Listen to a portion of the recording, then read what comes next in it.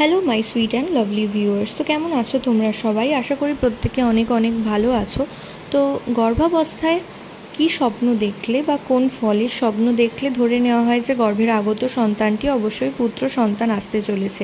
তো সেই বিষয়ে আজকের আলোচনা। পাশে থাকার জন্য অবশ্যই চ্যানেল ফলো করে সাবস্ক্রাইব করে চ্যানেলের পাশে থেকো এবং পাশে থাকা বেল আইকন প্রেস করে রেখো। এতে করে কিন্তু ভিডিও আপলোডিংয়ের সাথে সাথে তোমরা নোটিফিকেশান পেতে থাকবে।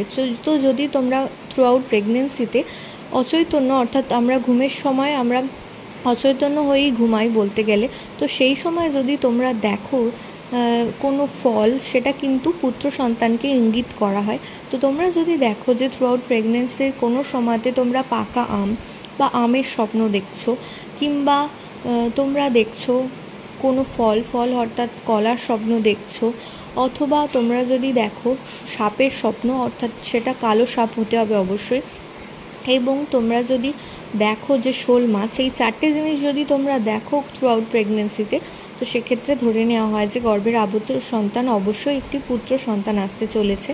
তো আশা করছি ভিডিওটা তোমাদের কিছুটা হলেও কাজে আসবে। তো এর সাথে বিজ্ঞানের কোনো রিলেশন নেই এবং এটা সম্পূর্ণ বৈজ্ঞানিক ভিত্তিক কোনো তথ্য না। এটা পুরনো দিনের মা কাকিমাদের ধারণা থেকে এই ধরনের কথা আমরা আপনাদের কাছে তুলে ধরছি। তো আশা করছি ভিডিওটা কাজে আসবে। প্রত্যেকে ভালো থাকুন, সুস্থ থাকুন এবং আমাদের চ্যানেলের পাশে থাকুন। তো সকলকে নমস্কার জানিয়ে ভিডিও এখানেই শেষ করলাম। নমস্কার।